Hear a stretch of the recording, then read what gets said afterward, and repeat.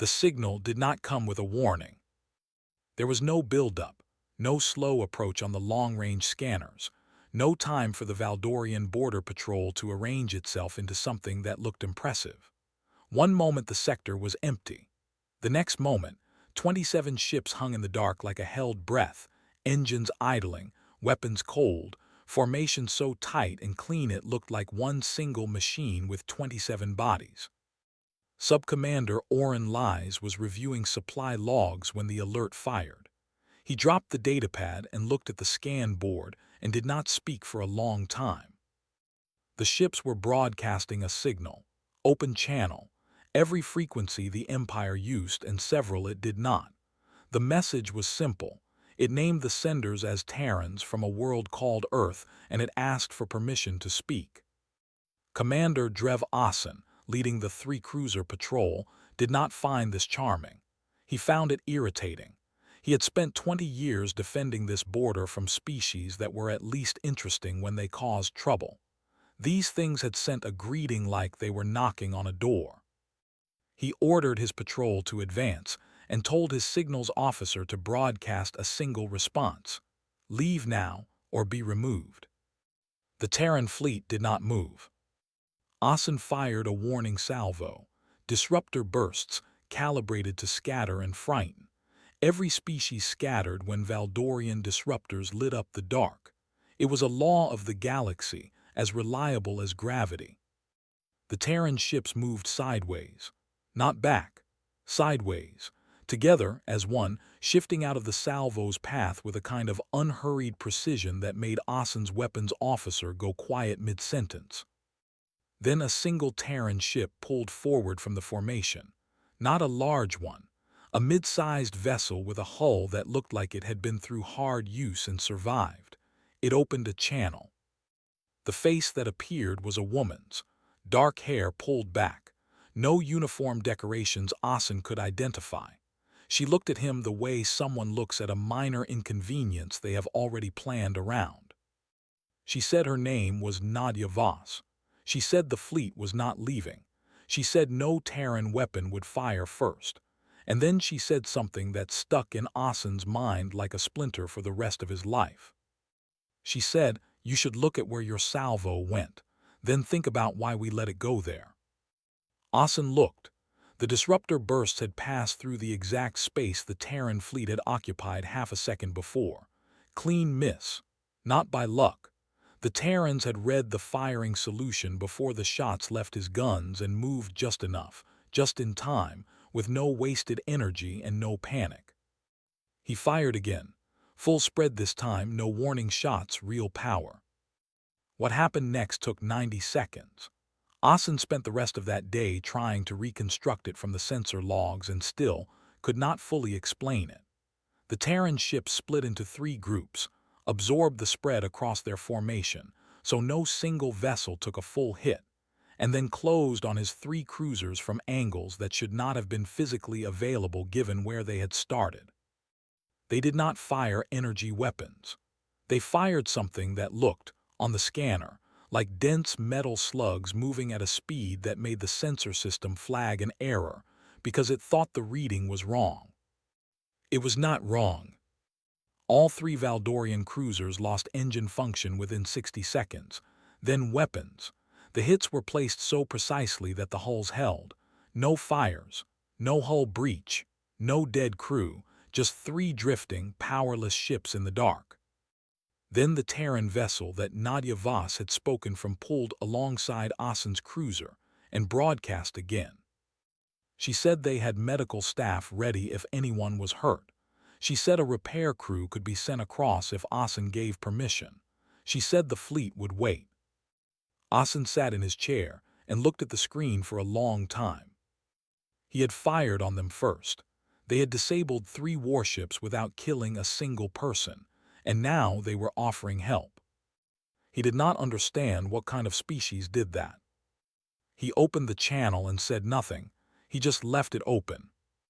Voss nodded at him from the screen like she had expected exactly this and said, "We'll wait." Oren Lies, watching the entire engagement from the relay station 2 light minutes away, replayed the sensor footage 4 times. He was looking for the moment the Terrans had made a mistake, taken a risk, gotten lucky. He did not find one. He sent a priority message to the capital, marked urgent, and sat back and looked at the footage a 5th time. 27 ships, no first shot fired, 3 cruisers down, and they were still just waiting to talk. He wrote one line at the bottom of his report before he sent it. He wrote, "We do not know what these creatures are. War room on the Valdorian capital world had no windows. Grand Executor Sireth Val had designed it that way on purpose. Windows made people look outward. He wanted his officers looking at the table. Right now, every officer at the table was looking at him. The report from the border had arrived 6 hours ago. 3 cruisers disabled. No Valdorian casualties, which somehow made it worse, because it meant the Terrans had chosen not to cause casualties. It meant they had the precision to make that choice and still win." Sireth was not a man who shouted. He considered it a waste of air. He sat at the head of the table and read the report twice, and then folded his hands and asked, very quietly, which of his admirals wanted to explain how a species they had classified as pre-contact primitive had just dismantled a border patrol in 90 seconds. Nobody answered. "Good," he said. "Then nobody will waste my time with excuses." He deployed the second armada. 40 ships, 3 dreadnoughts, the force that had ended the Rallic Rebellion, broken the Gorvan Confederacy, and made the Cylon Trade Alliance sign whatever document was put in front of them. In the entire recorded history of the Valdorian Empire, the Second Armada had never returned without victory. Sireth told his flag admiral to take the armada to the border and make the Terrans understand what they had walked into. He did not say destroy them. He was not ready to say that yet. He said make them understand. What he did not know and would not know until later was that the Terran fleet had not moved from the position where they had disabled Ossen's cruisers. They had repaired the cruisers, fed Ossen's crew, and waited. On the TSF Resolute, Admiral Roan Decker was informed of the approaching armada by his signals officer at 4 in the afternoon ship time. He was reviewing engineering reports at his desk. He read the note, set it down, and picked up his mug. Diplomat Sira Holt appeared in the doorway with the look of someone who had been running. 40 ships, she said. I heard, Decker said. We have 27. I can count, Sira.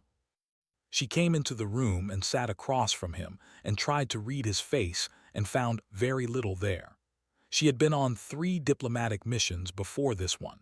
She had worked with military officers before.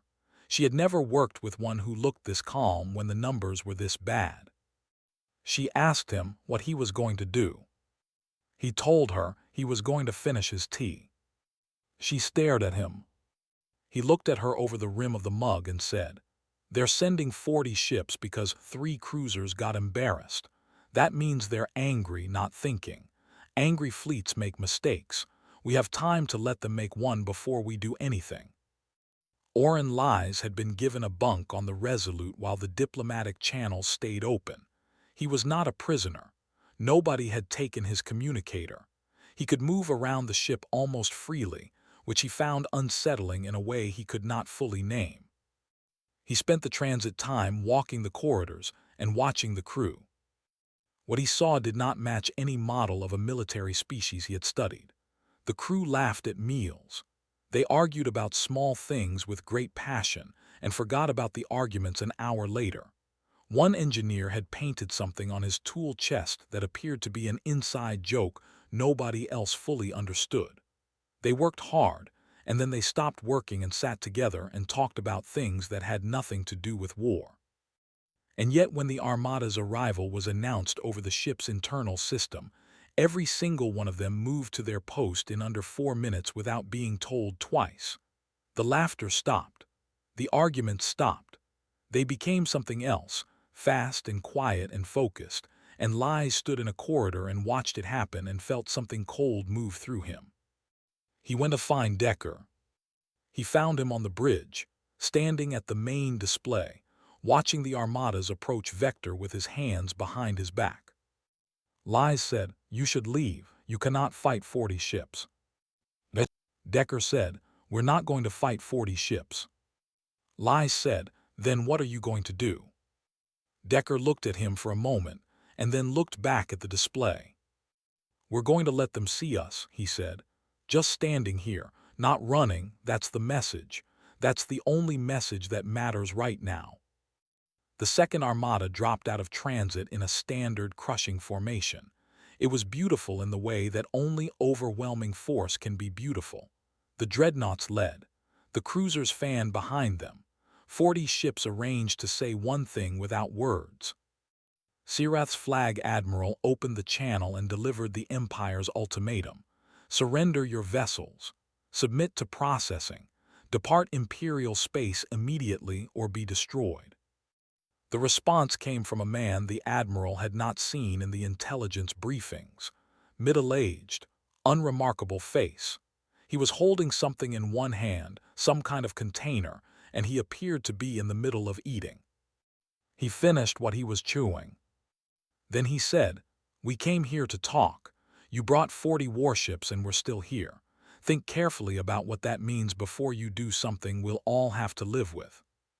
The Admiral looked at his weapons officer. The weapons officer looked back. The Flag Admiral opened fire. The Valdorian Second Armada had a way of opening a battle that its admirals called the mouth. 40 ships arranged in a forward crescent, the dreadnoughts at the center, and every gun on the outer edge firing inward at a compressed kill zone. Anything inside the mouth died. It was not a tactic. It was a fact.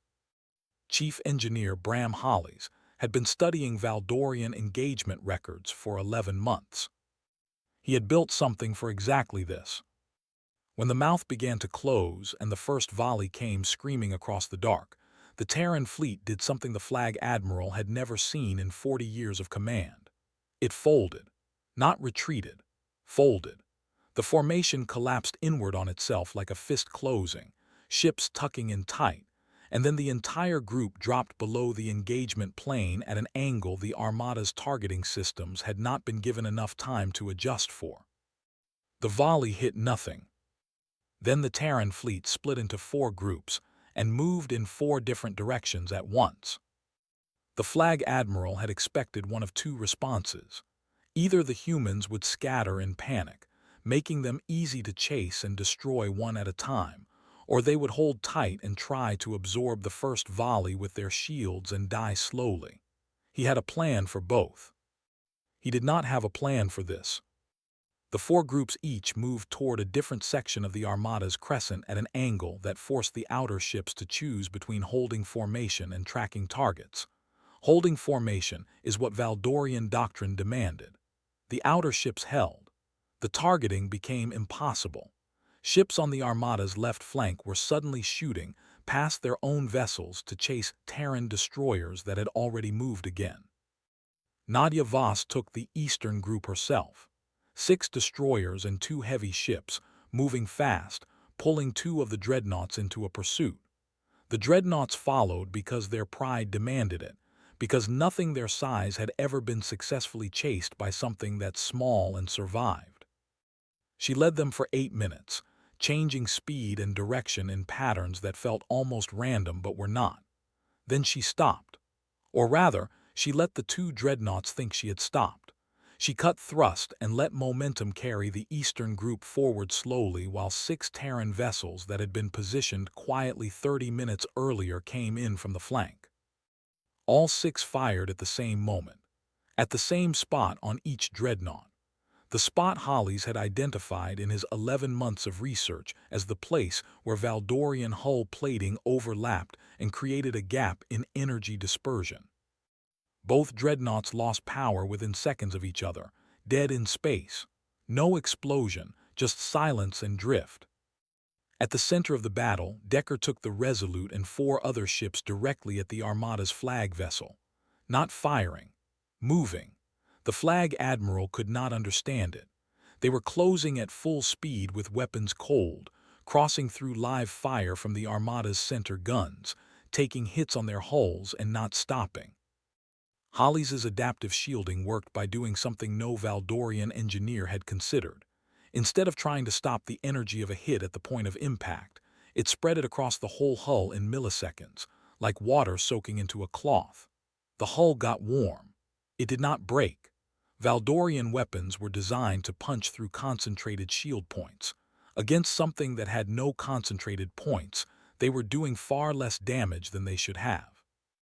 The Resolute pulled alongside the flag vessel and locked it in with magnetic clamps. The Armada's crew had never seen used in combat before because they were designed for docking. Holly's had modified them. The boarding teams went across in sealed suits through hull breaches made by mining charges that Holly's had also modified. Inside the flag vessel, they moved through corridors in pairs, efficient and fast, and in 11 minutes they held the bridge. Nobody died. That had been Decker's order. No killing unless there was no other choice. The boarding teams carried stun weapons and moved with a patience that the flag vessel's crew found deeply strange, because the Terrans took the time to tell each person they subdued that they were safe, that no one would be harmed. Oren Lies, watching from a monitor station on the Resolute, saw the battle data in real time. The Armada was not losing because it was weak.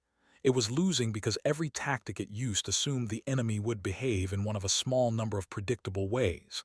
The Terrans did not behave predictably. They responded. They adjusted. Every time the Armada tried something, the Terrans changed. Not randomly, specifically. Like they were reading the engagement and correcting for it in real time. When Sirath's flag admiral finally broadcast the order to retreat, he had 19 ships that could still move under their own power. 21 were drifting. The Terran fleet had lost no ships. 2 vessels had taken significant damage and pulled back from the main engagement, but both were still functioning. Lies sat with that number for a long time, 21 ships disabled, 0 Terran losses. Then he noticed something in the data that he had to replay 3 times to believe. The Terrans had been hit more than twice as many times as they had fired. They had absorbed more punishment than any species Lies had studied should have been able to absorb, and they had kept moving, kept adjusting, kept fighting. He wrote a note to himself in the margin of his report. He wrote, "They do not stop." 3 days after the battle, the Resolute was very quiet. Oren Lies had been given a small room near the ship's midsection, a bunk and a desk, and a porthole that showed empty space. He was not confined to it. Nobody watched the door. But he had nowhere else he particularly wanted to go, and so he sat at the desk and read the reports coming in from the capital and felt the ground shifting under everything he had believed about the galaxy. On the second day, a crew member brought him food without being asked. Not military rations, real food, prepared in a kitchen somewhere in the ship. Lies did not know what it was, but he ate it and found, to his surprise, that it was good. On the third day, Decker came to see him. The Admiral sat in the room's only chair without asking permission, which Lies found oddly respectful. Most people who had power over a situation announced it in some way. Decker just sat down. He said, "Tell me what you saw." Lies looked at him for a moment. Then he said, "You planned the boarding before the battle started." Decker nodded. "You didn't want to destroy the flagship. You wanted to take it intact." "I wanted to take it without killing anyone," Decker said. "The intact part was secondary." Lies had been turning something over in his mind for 3 days and had not found a way to ask it that did not sound like weakness. He decided to ask it anyway. "Why? You could have destroyed the Armada. You disabled 21 ships when you could have simply eliminated them. Why?" Decker looked at him without any particular expression. "Because we didn't come here to start a war. We came here to introduce ourselves. You fired on us. We defended ourselves. Those are different things and we don't mix them up." Lies said nothing. Decker said, "The 21 crews we left drifting out there will be recovered by your empire in a week. They'll go home. They'll tell people what happened. That's more useful to us than 21 destroyed ships. You're using the survivors as a message, Lies said. We're using them as the truth, Decker said. There's a difference. Sierra Holt joined them an hour later with printed documents, which Lies found strange because the Empire had not used physical paper in 2 centuries. She set them on the desk and explained without preamble. The Terran position was simple: formal recognition as a sovereign civilization, 2 trade corridors through the outer edge of Imperial space, a communication protocol so future contact could happen without anyone shooting first, a meeting between Decker and a Valdorian official of equal rank on neutral ground within 90 days. No territory, no tribute, no submission. Lies looked at the documents for a long time. Sirath will not agree to this, he said. We know, Holt said. He will see it as surrender. That's why we're talking to you and not to him, she said. Decker said, you watched the entire battle from our station. You saw everything we did and everything your armada did. I want to know what you think, not what your commander thinks. It was a strange thing to be asked. Valdorian command culture did not value what junior officers thought. It valued what they did. Lies had spent 20 years keeping his opinions inside his own head. He said, I think you are the most dangerous species I have ever encountered, and I think you are not trying to be. Decker said, go on. You fight like a people who have spent a very long time fighting each other, Lies said slowly. Your tactics, your weapons, your crew behavior under fire, none of it was designed for alien warfare. It was designed by people who understood war deeply because they had done a great deal of it against opponents exactly as capable as themselves. You bring that here and it is. He stopped. It's what, Decker said. Not comparable to anything we have, Lies said. The Empire has not fought a real war in 300 years. We project power, we do not use it. You have used it constantly, against yourselves, and survived. Decker said, we don't want to keep using it, that's the whole point. Lies picked up the documents and read them properly. After a while he said, I cannot agree to any of this, I am not in a position to. We know, Holt said.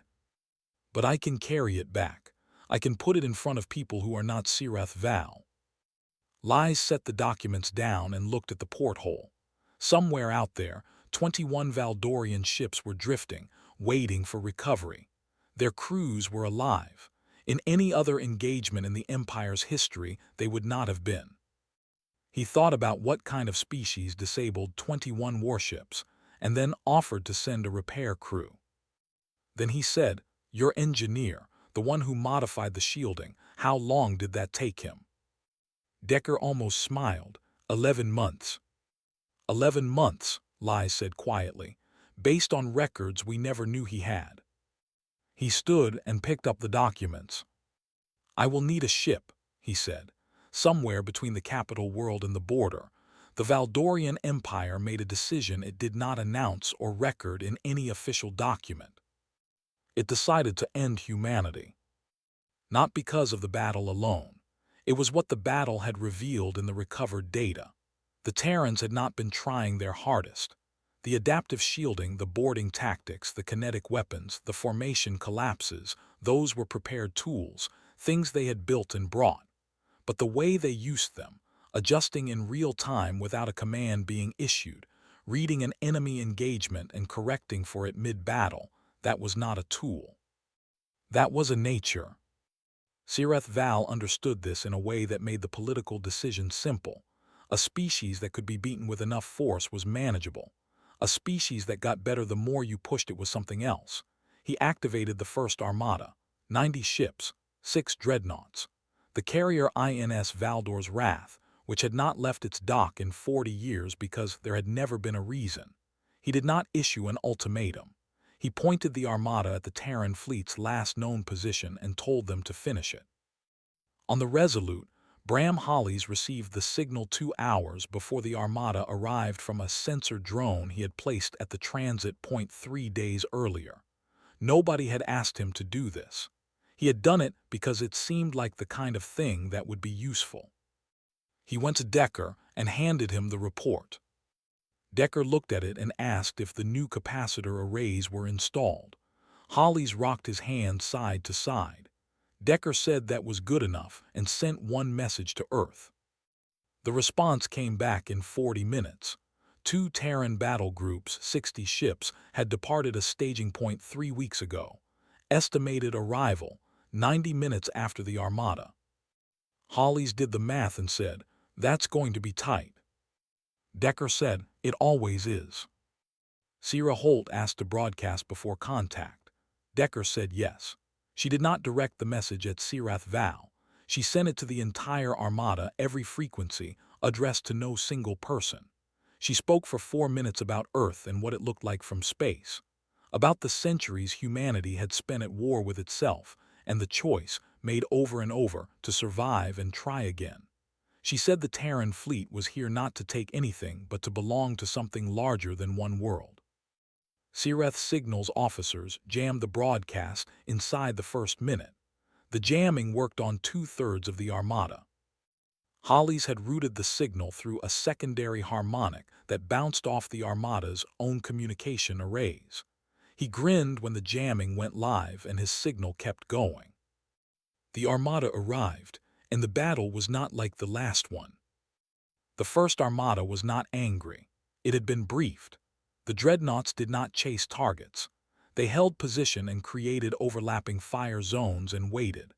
The carrier launched drone fighters that filled the space between the fleets like a swarm, no single one dangerous, all of them together creating a targeting problem that the Terran fleet had not specifically trained for. The Terrans took real damage. The TSF Ardent took 3 direct hits from a dreadnought and went silent. The TSF Palomar lost its engine section and had to be pulled back by cable. Other ships took hits that buckled hull plating and knocked crew to the medical bay. Decker did not call a retreat. He pulled the fleet into a defensive formation and held it, absorbing fire, waiting. Hollies rerouted power from 3 non-essential systems and gave the Resolute's shielding an extra 20% for 4 minutes. He told Decker on the internal channel that 4 minutes was all he had. Decker said that was enough. The Terran reinforcements came out of transit at a point calculated so precisely that 3 Armada vessels had to scatter to avoid collision. 60 ships appeared without announcement, already in formation, already firing, dropping into the space between the Armada's flanks where the dreadnoughts could not rotate fast enough to cover. The Armada fractured, not broke, fractured. Some ships held, others pulled back. The carrier's drone fighters lost their command signal for 40 seconds when a direct hit took out its coordination array. 40 seconds was enough for the Terran fleet to push the swarm back from their side of the field. When the shooting stopped, the Armada had 41 ships still functional. 49 were drifting. The Terran fleet had lost 2 ships destroyed and 11 damaged.